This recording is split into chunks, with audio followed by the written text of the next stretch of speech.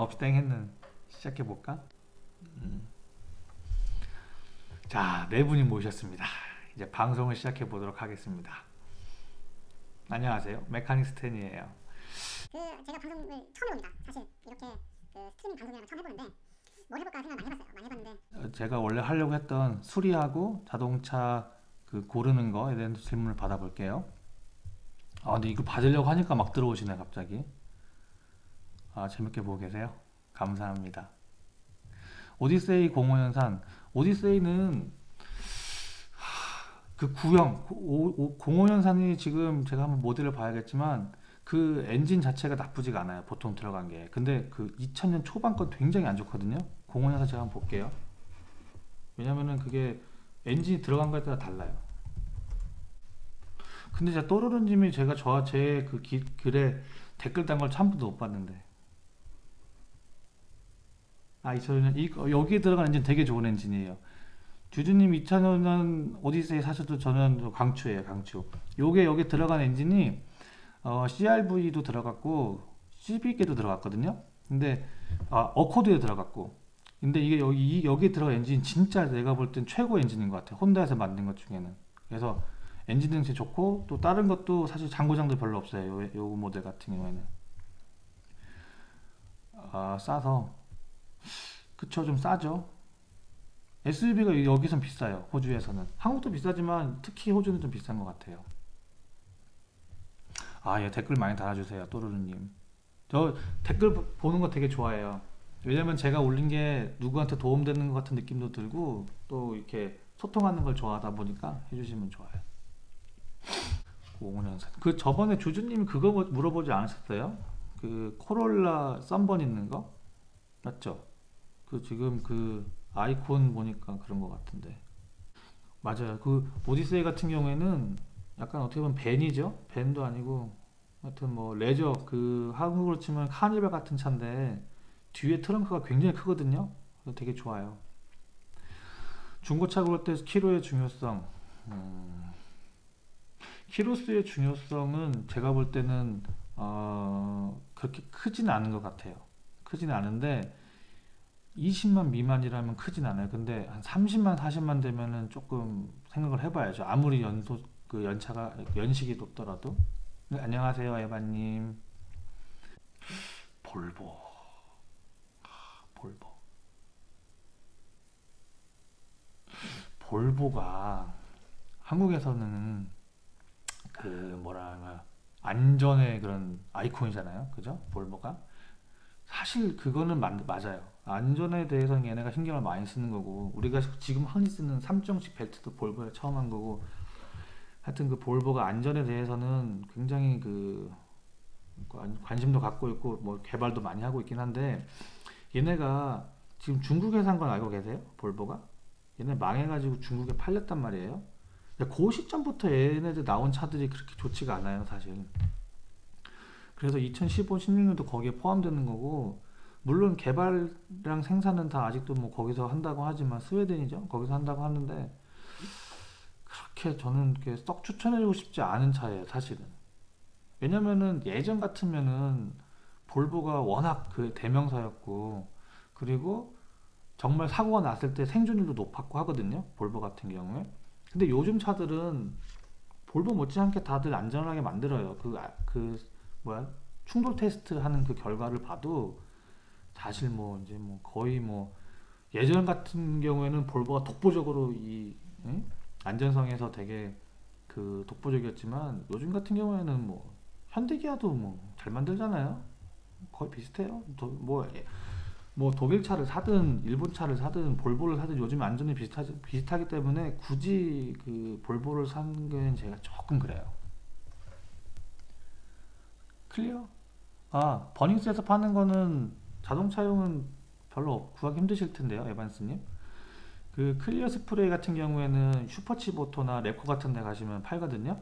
거기서 자동차용을 따로 사셔야 돼요. 왜냐면 이 열을 견디는 게 다르기 때문에 사셔야 되고 그 썬번 때문에 그러신 것 같은데 그게 웬만하면 전 추천해 드리는 게 천장을 하실 거면은 업체에 맡기세요.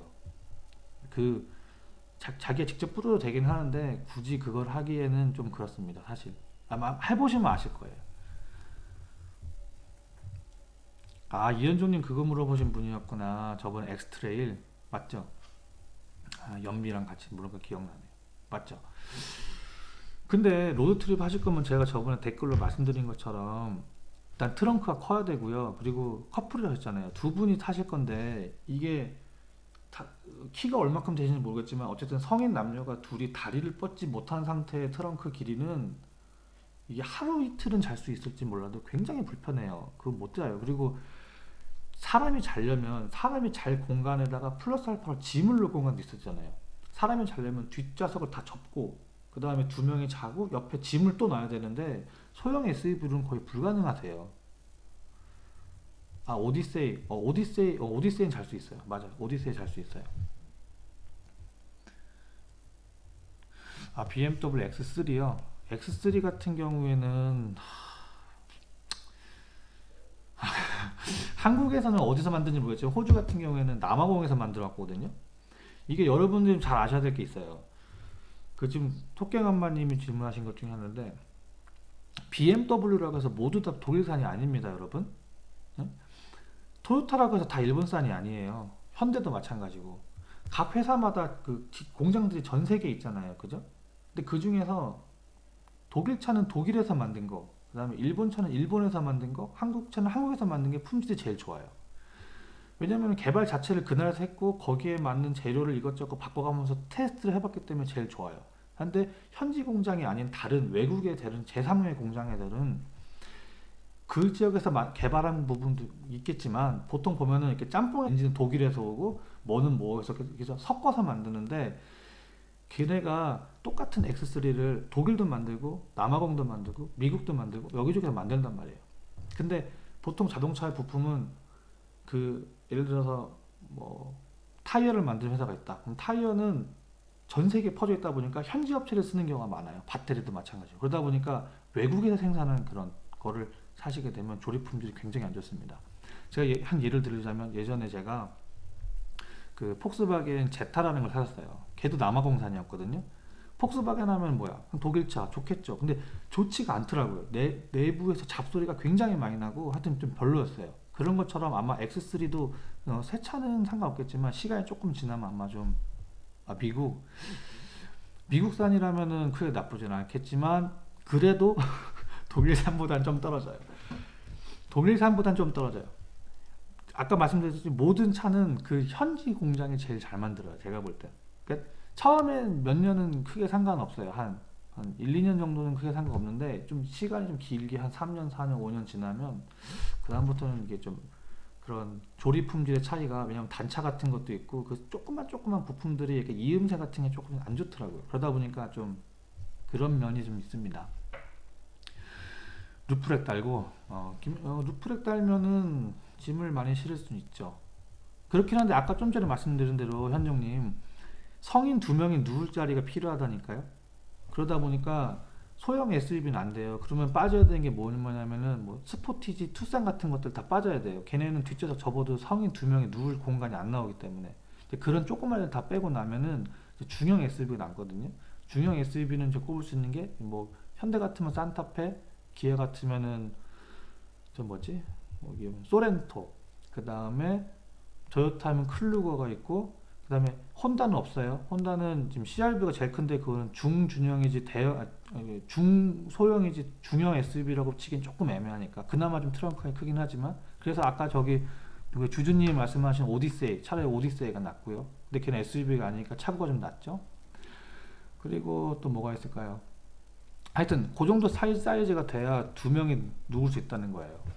그러니까 그거를 고려를 먼저 하셔야 돼요. 로드트립을 다닐 때 차박을 하신다고 했으니까. 근데 좀 다른 점이 하나 있죠. 차박을 안 하고 그냥 로드트립만 하신다. 그러면 아까 좀 전에 말씀드린 그 중소형도 뭐 타는 데 상관없죠. 루프렉 달까지 달면은 뭐 짐도 충분히 쓸 수 있고 하니까. 하여튼 토킹엄마님 그렇습니다. 미국에서 만들어서 오는 BMW는 그나마 괜찮지만 하여튼 뭐 그래요. 그래도 제가 볼 때는 X5보다는 조금 떨어져요. 조금 아무래도 차 자체도 급이 좀 낮지만 품질이 조금 떨어지긴 해요. 대신 UGB 같은 경우에는 월등히 좋습니다. UGB 같은 경우 월등히 좋은 이유가 X5 같은 경우에는 뒤 타이어 보셨나요 혹시? X3 살 때 그 쇼룸에서 광폭이 장난 아니에요 진짜.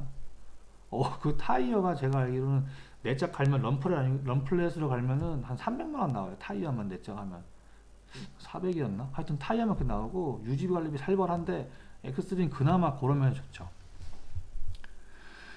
또르르님, 호주에서 중고로 살 수 있는 SUV 중에 가성비 좋은 모델을 몇 개 추천. 예산은 3천에서 5천이면 힘든데요. 그, 한국도 그렇지만 호주 이 SUV 인기가 굉장히 높기 때문에 3천에서 5천 사이로 그 SUV를 사려면은 일단 연식 자체가 굉장히 낮아져요. 그나마 거기서 고르려면 5천 미만이면 지금 떠오르는 거는 한 혼다 CR-V 한 2004년 정도? 그 정도가 아마 그 가격대 들어올 거예요. 네, 맞아요. 그렇죠. 그래서 그거 아니면 마츠다 트리뷰트. 그것도 나쁘진 않거든요. 근데 이게 6기통은 진짜 별로예요. 쓰레기예요. 그래서 트리뷰트 사실 거면은 4기통 사셔야 되고, 걔랑 똑같은 차로 포드 뭐였지? 포드 이스케이프. 그것도 같은 차예요. 5천만 원. 5천만 원이면 중고로 뭐하러 사요? 새 거 사면 되지. 처음에 중고를 하신다 했잖아요. 중고에서 3, 4천, 3천에서 5천이면은 그냥 새 거 사세요. 일단은 중고 말고 새 거를 말씀드리자면 5천만 원이면은 호주 달러로 지금 한 6만, 7만 불쯤 되죠? 7만 불이면은 호주에서 파는 SUV는 거의 다 살 수 있어요. 거의 다. 대형 SUV 빼고.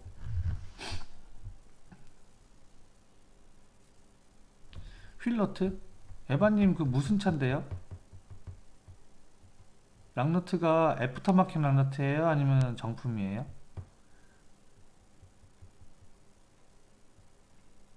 그 락너트가 그렇게 분실됐을 경우에는 그 할 수 있는 방법이 딱 두 가지 방법이에요. 일단은 애프터마켓 같은 경우에는 애프터마켓 그 회사에 연락을 해서 똑같은 걸 사는 방법이 하나 있고, 그게 안 되는 경우에는 그 볼트를 아예 망가뜨려서 빼는 방법이 있어요. 용접해가지고. 네, 또르님 맞아요. 거의 7만 불이면 거의 다 삽니다. 어지간한 SUV는 거의 다 살 수 있어요. 사제 휠. 사제 휠이면은 그럼 사제로 안 넣으실 텐데 그러면은 중고로 사셨으면은 무슨 회사인지도 모르시겠네요. 그럴 때는 그 키가 없으면은 제가 좀 전에 말씀드린 강제로 빼는 방법밖에 없어요. 어떻게 되는 거냐면 이 너트가 동그랗게 있으면 이 쇠 파이프 같은 걸 대고 용접을 해요. 다다다다다 용접해서 얘를 이 파이프를 돌려서 빼는 방법이에요. 그렇게 되면은 휠 자체도 데미지가 갑니다. 왜냐면 그 불똥이 튀기 때문에. 그 방법 말고는 휠넛에 이제 이 휠넛과 이 휠이 좀 큰 경우에는 여기다가 이제 그 정으로 쳐서 빼는 방법도 있거든요. 근데 이게 너무 타이트할 땐 그것도 안 되고 용접을 해야 되는데 하여튼 그것도 되게 어려워요. 포드 장고장. 포드가 장고장이 좀 있긴 하죠. 장고장이 있긴 한데 포드 자체가 그렇게 완전 쓰레기 차는 아니에요. 그래서 제 생각에는 그래도 탈만해요. 탈만한데 일단 연비가 좀 안 좋고요. 사실 테리토리 같은 경우 연비가 좀 안 좋고, 그래서 이렇게 최고의 추천할 만한 차는 아니에요, 현종님. 그런데 그 트렁크가 크기 때문에 로드트립 하기에는 제일 적당하실 거예요. 오디세이 같은 경우에는 몇 주간이 아니라 몇 년씩 해도 상관없어요. 최고입니다. 특히 그 엔진은 그리고 제가 제일 많이 달린 거 본 게 그 연식의 차량 중에 40만까지 봤는데, 40만까지 탔는데 누유 조금 말고는 정말 고장이 없었어요. 그러니까 오디세이도 진짜 괜찮아요. 네, 에반스님 회사를 먼저 알아보세요. 디스커버리. 디스커버리 얘기해드려야겠네요. 네, 이거 알고 준비했어요. HB 잉글리시님, 제가 그 말 나올 줄 알고 제가 준비를 했습니다. 자, 레인지로버, 랜드로버, 레인지로버 다 같은 회사입니다. 다 랜드로버고 그 로버사에서 포함된 회사죠. 네, 맞아요. 매물 별로 없을 거예요. 왜 매물이 없을까 생각을 해보셔야 돼요. 네, 주주님. 그래요. 감사합니다. 이 차 같은 경우에는 제가 그 다른 포스팅에서 한번 말씀드렸었는데 좀 피해야 될 부분이 있어요. 왠지 아세요? 이런 게 있습니다. 새 차 랜드로버에서 물이 샌다. 최근에 나온 기사예요. 근데 이게 물만 새는 게 아닙니다. 진짜 고장이 어마어마한 차예요. 어마어마한 차. 랜드로버는 고장이 진짜 살벌해요. 얘 같은 경우에는 제 생각에는 랜드로버 사실 거면은 이렇게 하셔야 돼요. 디스커버리, 포드, 뭐 다 포함해서 랜드로버 사시려면은 똑같은 차에 세 대를 사셔야 돼요. 왜 세 대를 사야 되냐면 하나는 타고 다닐 차, 하나는 정비소에서 고칠 차, 하나는 부품 뜯을 차. 세 개를 사셔야 됩니다. 그래서 이 두 대를 계속 정비소에서 번갈아 가면서 고쳐야 돼요. 이쪽에서 부품을 뜯고 계속 바꿔가면서 고쳐야 돼요. 이렇게 하지 않고서는 그 차를 유지할 수가 없어요, 사실. 이런 말도 있어요. 랜드로버는 길가에 다니는 차는 정비소에 가는 차 아니면 정비소에 나오는 차 둘 중에 하나다. 그만큼 고장이 많아요. 계속 정비소에서 그냥 시간을 보내야 되는 차기 때문에 그 돈이 문제가 아니라 이거는 정신적 데미지가 갑니다, 사실. 그래서 지금 사실 비추해요. 사지 마세요. 아, 사실이에요. 진짜 사실이에요. 근데 제가 봐도 그래요. 계속 고장납니다. 계속 정비소 와가지고 이거 고장나면 다음엔 또 저거 고장나고 그 다음엔 또 이거 고장나고. 하여튼 그래요. 매물이 없는 차는 이유는 계속 고장나서 폐차시키고 버리고 해서 없는 경우도 많고요. 일단 많이 팔리지도 않았고, 그리고 그 디스커버리든 뭐 하여튼 그 랜드로버 자체가 이제 그 중국의 타타로 넘어간 지 꽤 됐죠, 로고가. 그래서 아니 인도구나, 인도. 인도로 넘어가고 나서부터 더 심해진 건지 모르겠는데 그 전에도 좋지는 않았고, 하여튼 그 인도의 랜드로버가 되면서 더 심해진 것 같기도 하고, 하여튼 그 안 좋아요. 사지 마세요. 완전 비추예요. 완전 비춥니다. 절대 랜드로버는 건들지 마세요. 아까 말씀드린 대로 세대 살 수 있으면 사셔도 괜찮습니다. 세대. 주행용, 수리용, 부품용. 그렇게. 자, 그렇습니다. 하여튼 그렇고, 그 아까 제가 처음에 말씀드린 게 이제 BMW, 뭐 폭스바겐 벤츠 이런 독일차 내구성에 대해서 말씀드렸고, 그 다음에 일본차에 말씀드렸잖아요.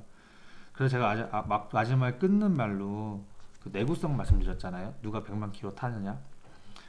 사실 진짜 그래요. 요즘 그 보면은 진짜 많이 타야, 한 호주 같은 경우에 뭐 많이 탄다 해봤자 30만 40만을 발로 많이 타질 않아요. 그 이상 되면은 다들 이제 새 차로 바꾸니까. 한국은 더 심하지 않나요? 한국은 뭐 한 3년이면은 뭐 다 바꿔버리니까.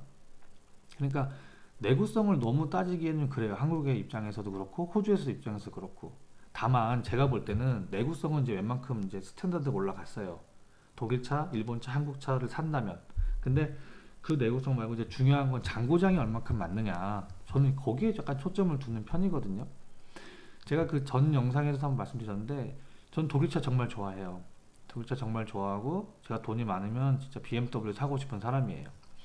근데 이 독일차들은 아까도 말씀드렸지만 좀 그 장고장이 조금 그 일본차나 이런 거에 비해 많다 보니까 큰 부품의 고장은 안 나지만 이 차를 유지하면서 계속 고쳐야 될 일들이 많이 생기더라고요. 그래서 이제 그 돈이 좀 많지 않고서는 이 독일차를 유지하기 쉽지가 않습니다. 네, 맞아요. 장고장 진짜 많아요. 제가 그 영상에 말씀드렸지만 3년까지는 괜찮아요. 진짜. 거의 뭐 키로수는 10만 킬로 미만, 그다음에 3년 미만 요 정도를 탔을 때는 사실 고장이 안 나는데, 그 이상 넘어가는 순간부터, 3년 넘어가는 순간부터 누유가 여기저기 나오기 시작하고, 그다음에 각종 센서들이 자꾸 나갑니다. 보통 많이 나가는 게 BMW 같은 경우에는 그 캠 앵글 센서하고 크랭크 앵글 센서, 그거 좀 이렇게 센서들, 하여튼 그런 게 좀 많이 나가더라고요. 제가 뭐 BMW에서 일을 한 게 아니라서 뭐 엄청나게 다양한 축적된 그런 건 있지 않은데, 확실한 거는 떠보잖아요. 5년 이상 된 차 100이면 100 타세요. 100이면 100. 정말 오일 많이 셉니다. 그것도 뭐 진짜 뭐 어디가 딱 줄 센다 말하기도 그래요. 하여튼 뭐 그냥 다 셉니다. 그냥 줄줄 세요. 줄줄 세는데, 문제는 이제 그게 이제 크리티컬한 것이냐, 이게 오일 했을 때 이게 차가 망가지는 부분이냐 아니냐를 봐야 되는데, 그나마 괜찮은 거는 뭐 오일 양만 계속 맞춰주면은 크게 문제가 안 되는 경우가 꽤 많기 때문에, 예를 들면 디퍼렌셜 오일 같은 경우, 걔 같은 경우에는 디퍼렌셜 오일 그 축보다 밑으로 많이 내려가면 이 디퍼렌셜이 갈려버리거든요. 그럼 이제 그 전체를 다 갈아야 돼요. 그러면 뭐 BMW 같은 경우에는 뭐 한 돈 1,000만 원 넘게 나올 거예요, 아마 그 다 같이 갈면. 그러니까 그거는 오일이 세더라도 그 레벨만 딱 맞춰주면은 걔는 뭐 크게 뭐랄까 문제가 안 생기는 그런 부품이니까. 네, 그런 식으로 오일 레벨만 맞춰주면은 문제가 안 생기는데, 문제는 이 센서들이라는 거죠. 이 센서가 자꾸 나가면서 사람 미치게 만드는 거예요. 계속 운전하는데, 생각해봐요. 운전하는데 띵띵띵 계속 경고등 들어오는 거야. 그러면은 정비사는 제 입장에서도 그렇게 들어오면은 신경 쓸 것 같아요. 아씨, 이거 뭐지? 이거 뭐지? 이거 또 뭐 차 중간에 쓰는 거 아니야? 근데 그런 스트레스를 주기적으로 계속 받다 보면 차에 대한 애정도 떨어지게 된다는 거죠. 그러다 보니까 그런 장고장들, 그런 경고등 이런 게 워낙 자주 나오는 차들이, 이제 독일 차들이 유독 많다 보니까 이제 그런 게 이제 좀 뭐랄까 좀 신경이 쓰이게 되는 거죠. 엔진 오일 적정 교체 시기, 이거는 좀 애매합니다. 왜냐면은 차량마다 권장하는 엔진 오일이 다르거든요. 그래서 어떤 차는 7,500도 있고, 어떤 차는 10,000km, 어떤 차는 15,000 다 달라요. 그런데 지금 샘리 씨가 어떤 차를 모시는지는 모르겠는데, 그냥 15,000으로 보통 세팅해둔 차들은 보통 합성유를 넣거든요. 그래서 뭐 0W30, 뭐 5W30 이런 비싼 합성유, 고급 합성유를 넣는 차들은 조금 주기가 좀 길어요. 다만 그거는 그 차에 그냥 주기적인 그 서비스북에 이렇게 써있긴 한데, 왜 예를 들어서 경찰차 같이 오랫동안 서 있는 차들 있죠. 공회전 많은 차들, 또 한국 같은 경우에 교통체증 많아서 공회전 많죠. 그런 차들 같은 경우에는 좀 주기가 짧아지는 게 좋습니다. 그래서 적정 오일 교체 시기는 딱히 없어요. 차량마다 정해진, 그거는 차량마다 다른 거예요. 차량마다. 그리고 뭐 예를 들어서 옛날 오래된 차에다가 합성유를 넣었다고 해서 그게 뭐 길게 쓴다고 또 좋진 않아요. 아예 맞지도 않는 경우도 있어요. 넣으면 안 좋은 경우도 있고. 2006년식 시빅 같은 경우에는 제 생각에는 아주 훌륭한 차입니다. 정말 잘 만든 차예요. 제가 그 차를 보고 제가 한 4년 5년 정도 그 차를 계속 고장난 걸 봤는데, 고장나는 거는 제일 많이 고장나는 거는 오른쪽 엔진 마운트 하나, 그거는 정말 많이 고장나고요. 좀 엔진 무게에 비해 좀 약하게 설정한 것 같아요. 그래서 10만에서 20만 사이에 무조건 터집니다, 걔는. 근데 그거 빼고는 엔진 나은 걸 제가 한 번도 못 봤어요. 정말 거기에 들어가는 엔진은 또 그 좀 전에 말씀드린 오디세이 엔진 못지않게 미친 것 같아. 혼다 정말 엔진 잘 만듭니다. 그때 만든 엔진들은, 2010년 이전에 만든 엔진들은 살벌합니다, 진짜. 중고차 인스펙션 갔을 때 반드시 확인해야 되는 사항이, 제가 영상을 올린 게 있습니다. 중고차 구매 가이드 2탄에 제가 뭐뭐 설명드렸냐면, 사고차 유무 볼 수 있는 거, 그다음에 관리 유무라 하면 오일 그 캡 열었을 때 뭐 보는 거, 이런 것들 보는 거, 그런 거랑, 그다음에 하여튼 체크해야 될 것들 몇 가지, 그거 한번 보시면 좀 도움이 되실 거예요. 근데 그거는 기본적인 사항일 뿐이에요. 제가 그 중고차를 확인하는 게 사실 그거는 굉장히 극히 일부거든요. 그것만 보고 차를 사기에는 조금 부족해요. 그렇다고 제가 그 많은 걸 다 영상에 담기 힘들어가지고 되게 좀 중요한 부분만 좀 모아서 했어요. 그러니까 그거 한번 보시면 도움이 많이 되실 거예요. 그리고 물론 이제 자동차이기 때문에 이제 그 기본적인 그 뭐 스위치나 이런 각종 램프들 작동하는 그런 거 봐야겠지만, 좀 질문하신 것처럼 반드시 확인해야 될 거는 그 영상 보시면 아시겠지만 사고 차량 유무, 전 그게 제일 크다고 봅니다. 그거하고 엔진 관리, 이 두 개만 잡아줘도 거의 뭐 어지간한 건 다 할 수 있어요. 왜냐면은 사고 차량 같은 경우에는 못 고치는 경우가 많아요. 그 차량을 만들 때 모노코크라는 게 있고, 그 다음에 샤시로 만든 차가 있거든요. 샤시 같은 경우에 트럭같이 이렇게 H빔으로 만든 그게 있고, 모노코크는 철판을 위에 붙인 거예요, 쉽게 말하면. 근데 모노코크 방식 같은 경우에는 차가 사고가 나면서 이렇게 뒤틀리잖아요.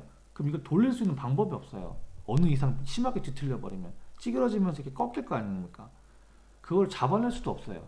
그러다 보니까 그거는 그 차가 직진선도 문제가 생기고 하여튼 그렇기 때문에 사고 차량을 꼭 봐줘야 되거든요. 거기에 대한 거는 그 영상 보시면 아실 거예요. 리페어샵 가서 물어보시면은 제일 좋긴 하죠. 그 사람들은 항상 그걸 하는 일이기 때문에 포인트별로 딱딱딱 보면 어디가 사고 나고 어디를 고쳤는지 볼 수 있겠죠. 그래서 중고차를 그 사실 때 거기서 인스펙션 받으시면 아마 거기서는 사고 차량에 대한 유무를 해줄 수 있겠지만 그 친구들은 그거를 전문으로 일단 하지도 않고요. 그냥 고치기만 하기 때문에 인스펙션 자체를 안 하는 경우도 많아요. 같이 하는 경우도 있지만 보통 안 하기도 하고요.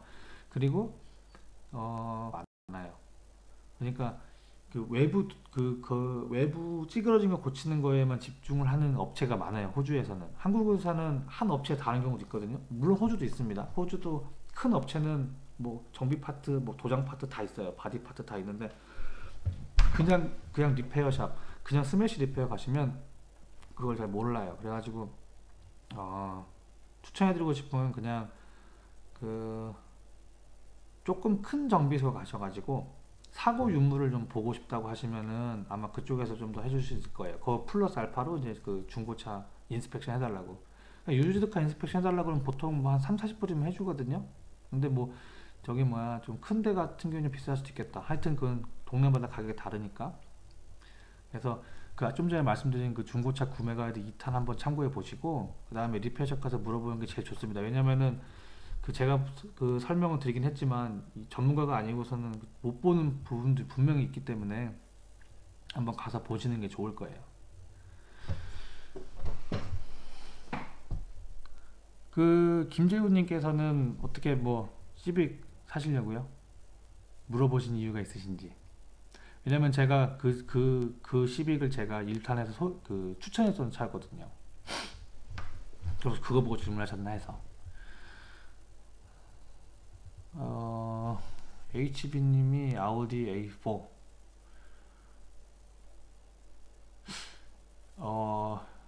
혹시 그 타지메니아에서 운전하실 때 주변이 많이 어두운 게 아예 그 가로등이 없는 건가요? 그런 환경에서 그 운전을 하시는 건가요? 가로등이 아예 없는 그런 데서? 어둡다는 게 그렇다면은 그 제가 있는 시골 같은 경우는 어떻게 하냐면요, 앞에 불바에다가 앞에 그 번호판 있죠, 넘버 플레이트. 없다고요. 넘버 플레이트를 띄어내고 넘버 플레이트 위에 조그만 브라켓을 달고 그 위에 LED 바를 이렇게 쭉 달아요. 왜냐면은 기존의 그 2004년 아우디 A4 같은 경우에는 HID 램프가 아닐 거란 말이에요. 거기다가 HID를 램프를 하면 그것도 불법이기 때문에 그것도 좀 비축일 뿐더러 반대편 차에서 눈이 멀 정도로 있기 때문에 좀 그건 아닌 거거든요. 그렇다고 뭐 좀 밝은 전구를 갈아봤자 한계가 있어요. 사실 헤드라이트는. 그래서 이런 아예 그 깡촌 그렇게 가로등이 아예 없는 이런 깡촌에서는 그런 드라이빙 라이트라고 해서 그걸 따로 답니다. 그래서 사양등을 킬 때 동시에 들어오게 사양등과 연결시켜 가지고 그 드라이빙 라이트 그 LED 바를 다시면 확실히 주행할 때 편하실 거예요. 그래서 그 전구를 가시는 건 어차피 의미가 없기 때문에 저는 그걸 추천해 드립니다. 그 큰 트럭 같은 경우에는 한국에서는 캥거루 범퍼라고 하죠. 여기서 불바라고 하는데 그 불바를 앞에 크게 달고 그 위에다가 드라이빙 라이트를 막 이만한 걸 달거든요. 크게 막.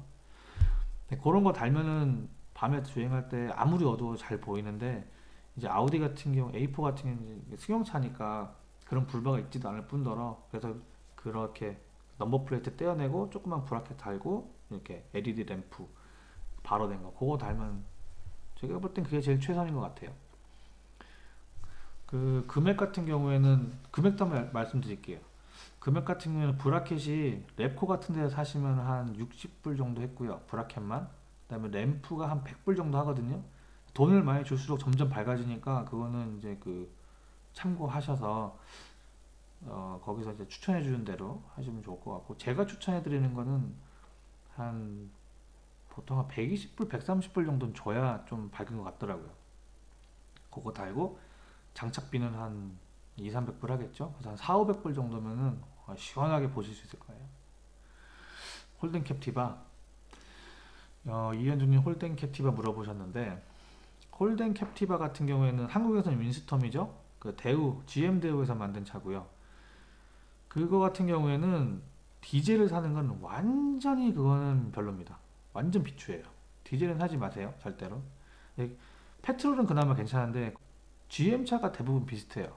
홀덴뿐만 아니라 GM 대우도 그렇고 하여튼 그 GM 계열에서 만든 차들이 대부분 비슷합니다. 일단 좀 장고장이 좀 있어요. 장고장이 있고 가장 큰 문제는 제가 볼 때는 서스펜션 쪽에서 하여튼 좀 소리가 되게 많이 나요. 잡소리들이. GM 차가 다 그런 것 같아요. 그러니까 그게 그 제가 사진 하나 보여드릴게요. 이런 그 마운트 부분, 그 요게 이제 부시라거든요. 이런 부분. 이렇게 고무로 된 그 동그란 그 도너츠 같은 거예요. 이런 거. 요런 부시들, 요런 게 굉장히 잘 나갑니다. 그러다 보니까 여기서 이런 데서 소리가 잡소리가 굉장히 많이 나요. 제가 볼 땐 좀 별로예요. 하여튼 이런 식으로 자꾸 뭐가 고장 난다는 거는 제가 볼 때 좀 별로입니다. 그래서 사실 별로 추천해 주고 싶진 않아요. 캡티바 같은 게 추천해 주고 싶진 않아요. 기아 K5 옵티마. 제가 볼 때는 옵티마는 진짜 별로 없는데, 그래서 최근에 나온 옵티마는 사실 제가 만져본 적이 없어요. 타본 적은 있는데 만져본 적이 없어요. 그러다 보니까 거기에 대해서는 제가 설명드리기 좀 애매합니다. 솔직하게 말씀드리면. 그래서 뭐 근데 그게 옵티마 자체가 한국에서 소나타랑 같은 베이스 쓰잖아요. 그리고 뭐 소나타도 뭐 기본적으로 나쁘지 않으니까 최근에 나온, 또 특히 2007년 이후에 나온 현대기아차는 저는 추천하거든요. 저는 좋다고 생각합니다. 뭐 옵티마는 별로 못 만져봤지만 뭐 다른 차들, 뭐 투싼이나 뭐 여기서는 게츠, 아반떼, 뭐 하여튼 좀 중소형 차랑 SUV가 많이 나가는데 걔들 보면은 진짜 고장 안 나고 좋아요. 근데 옵티마도 아마 비슷하지 않을까 싶습니다. 캠리 10만 킬로, 혼다 20만 킬로. 저렇게 뭐라고요? 혼다 20만. 일단 키로수가 10만 밖에 안 되는 캠리가 훨씬 낫긴 한데요. 2012년 연식 변경 된 후인가요? 왜냐면 2010 한번 살펴볼게요.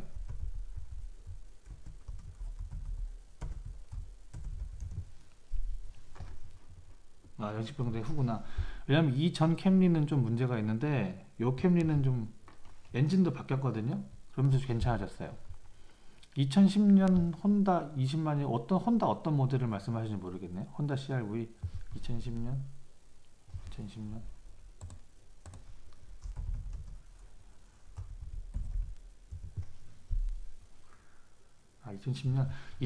혼다 CR-V는 2006년 똑같은 그 모델이네요. 하긴 뭐 이 다음 나온 모델도 페이스리프트만 한 거니까 똑같다고 보긴 해야겠죠. 제가 만약에 이걸 고른다면은 캠리를 고를 것 같아요. 왜냐면은 일단 키로수가 20만이면은 혼다에서는 살짝 이제 그 리미티드에 온 거거든요. 고장나기 쉽다는 거기 때문에. 그래서 저 같은 경우에는 캠리 2012년으로 가겠습니다. 근데 너무 그 차가 너무 다른데요. 비교해 주신 게. 하나는 세단이고 하나는 SUV인데. 잠깐만 저 물 한 잔만 마시고 올게요. 잠시만요.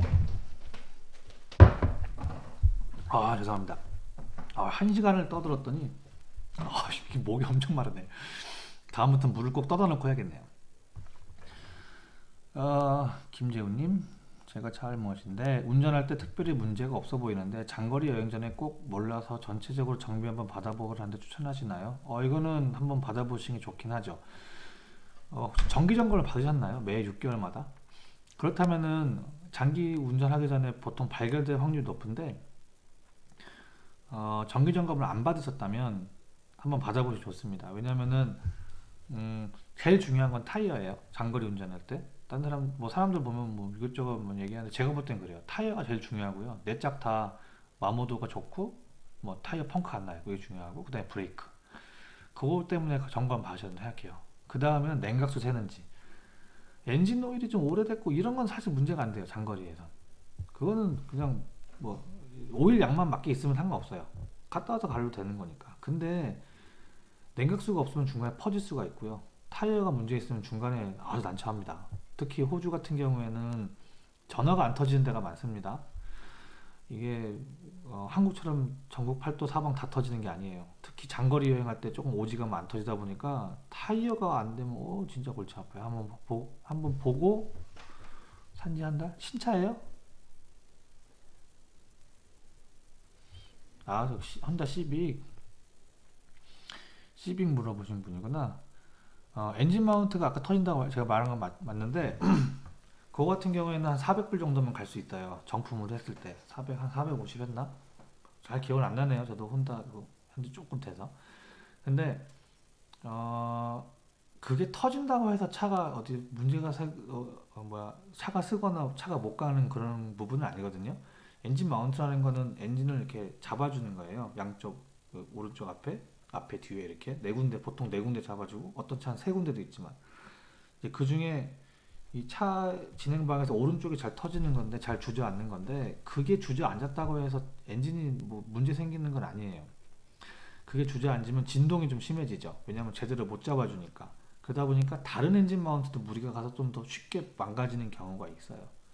그렇긴 하지만 그것 때문에 차가 뭐 장거리를 못 뛰고 그런 건 아니에요. 그게 아주 심각하면은 분해가 될 수도 있겠죠. 그렇죠. 왜냐면 고무로 된 부품이니까. 정말 정말 심해지면. 근데 그 전에 아마 분리가 되기 전에 너무 진동이 심해서 차를 운전할 수 없을 정도로 짜증이 날 거예요. 그 분리가 되기 전에. 이미 그 전에 징조가 옵니다. 그렇기 때문에 엔진 마운트가 그것 때문에 장거리를 좀 고민하는 건 그럴 필요까지는 없으실 것 같아요. 제 생각에는.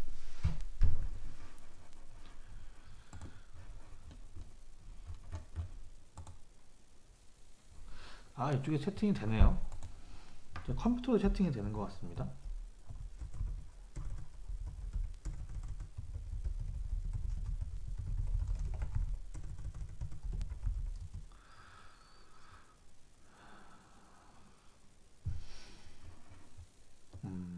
되긴 되는군요.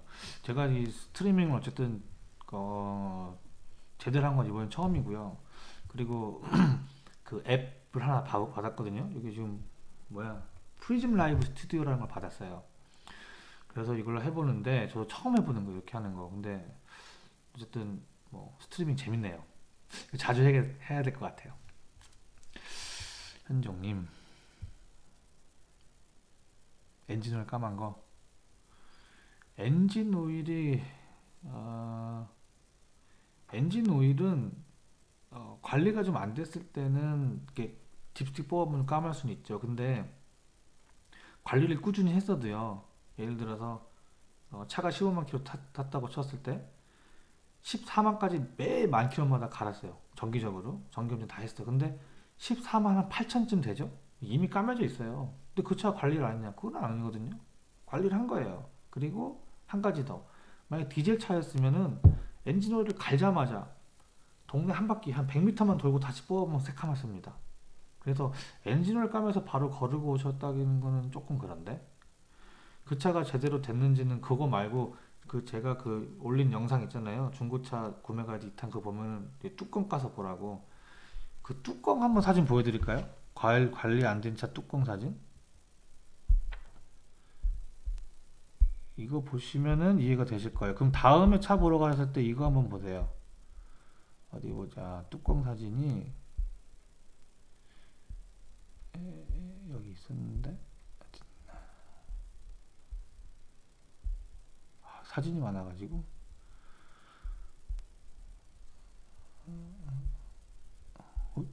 어이 어이 어디 갔지? 어디 갔지? 어디 갔지? 어디 갔지? 원래 지워버렸나? 지워버렸나 보다. 이런. 이 사진 보여드리면 딱 아실 텐데. 요런 차를 걸러야 되는구나. 이렇게. 죄송합니다. 제가 지워버렸나 봐요. 사진이 없네요. 이런. 할 수 없지.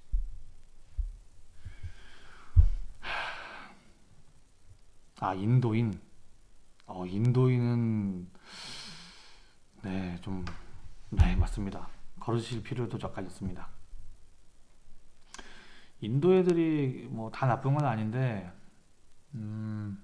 확률적으로 확률적으로 조금 인도 애들이. 아, 저요? 아, 이현종님께 물어본 게 아니에요, 지역이요? 아, 제 지역이요? 제 지역은 뉴사우스웨일즈예요. 뉴사우스웨일즈 한가운데. 그 정확한 그거를 말씀드리기 좀 그래요. 나중에 이 지역을 떠날 때 공개해 드릴게요. 왜냐면 제가 그 말씀 못 드린 이유가, 제 영상을 유심히 보신 분들은 제가 어느 브랜드에서 일하는지 아실 수 있단 말이에요. 근데 저희 딜러십이니까 그 브랜드의 사장이, 그러니까 이 지역 그 총괄 매니저가 전체 공문으로 내린 게, 그 SNS랑 뭐 이런 거 하지 말라 그랬어요. 거기 저희 회사에 관련된 그 무엇과 또 다 외부에 발설하지 말라고. 물론 뭐 그럴 일은 별로 없겠지만, 누군가가, 아니 저한테만 그런 게 아니라 그 전체 프린트 다 나눠준 거예요.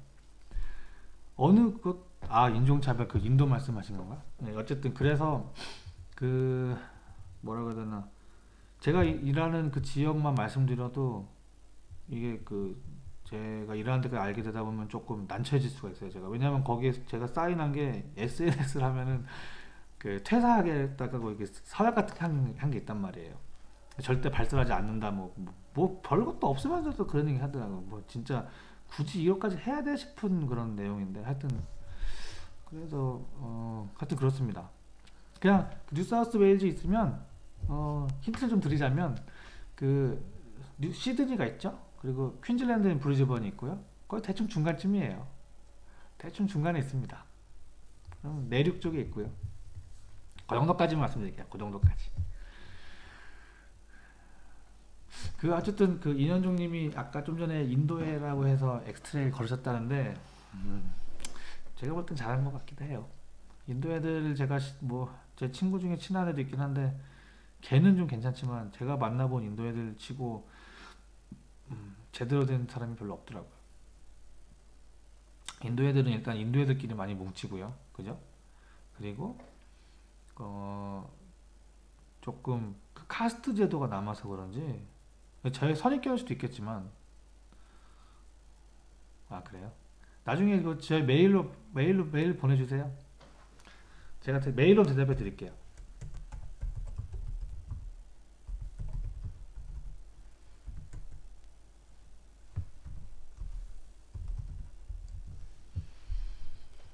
여기 메일 주소 써드렸으니까 메일로 보내주세요.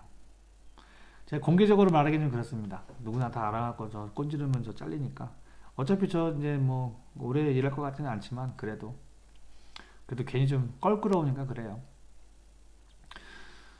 자, 제가 이제 9시부터 시작해서 지금 10시가 됐거든요. 한국 시간은 8시가 됐을 것이고, 브리즈번 사시는 분은 8시일 것이고, 하여튼 그런데 1시간을 말씀드렸는데, 제가 처음에 영상 시작할 때, 지금 제가 독일차 BMW, 폭스바겐 벤츠 그거에 대한 설명 좀 드리고, 일본차 설명 살짝 드렸어요. 근데 지금 저랑 얘기하시는 여기 지금 현재 계신 분들이 좀 늦게 들어오신 것 같아서 못 들어왔을 수 있긴 하겠지만, 그건 제 영상 편집해서 올릴 테니까 한번 들으시면은, 나중에 올린 거 보시면 될 것 같고요. 아, 그래요? 저도 재밌는 것 같아요, 이현정님 말씀하시는 거. 네, 혹시나 더 궁금한 거 있으시면, 자동차 고르는 거 말고 뭐 수리도 좋고 궁금한 거 있으시면 제 질문 몇 개 더 받고 그러려고요. 저는 스트리밍 생방송을 사실 전 처음 해봤고요. 저도 저 아프리카 TV 이런 건 아예 보지도 않고, 그 다음에 뭐 다른 것도 이렇게 스트리밍 방송한 거 편집한 거 몇 번 본 적이 있는데, 뭐 제대로 누구 걸 본 적이 없다 보니까, 그러다 보니까 저도 사실 뭐 여기에 대한 지식이 별로 없고, 여기를 어떻게 진행해야 될지 사실 오늘 아까 1시간 넘게 전에 시작하기 전에 굉장히 막 두근거렸어요. 아씨, 이거 어떻게 하지? 괜히 한다 그랬나? 괜히 일을 막 크게 벌린 거 아니야? 막 이러면서 내가 그랬는데, 막상 해보니까 할만하네요. 그냥 여기 채팅 읽으면서 혼자 떠드는 것도 나쁘지 않은 것 같아요. 다음 주 해달라는 말씀이신가요? H잉글리시 다음 주 주제 정기적으로 한단 말 안 했는데 정기적으로 하겠네 이러다가. 하여튼 지방이민 고충이요. 제가 올린 영상들을 많이 보신 분들은 아시겠지만, 제가 이제 이민 얘기 많이 했잖아요.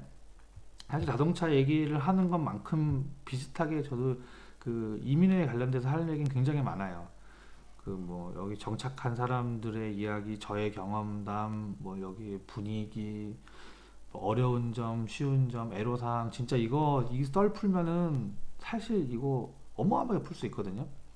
근데 그러길 다 못하는 이유 중에 하나는 일단은 어 그게 모든 사람이 다 관심이 있지는 않단 말이에요. 그죠? 그리고 그 가장 아니 더 좀 더 큰 문제는 이 저한테는 그게 그 케이스였지만 다른 사람한테는 또 다른 이게 부분이 생기다 보니까 그 이민 얘기를 많이 터는 게 좀 그래요. 왜냐면 서로 안 맞으니까. 내가 이렇게 얘기했는데 이게 정답이 아닌 경우가 많거든요. 그러다 보니까 좀 보편적인 걸 얘기하다 보니까 좀 그렇네요.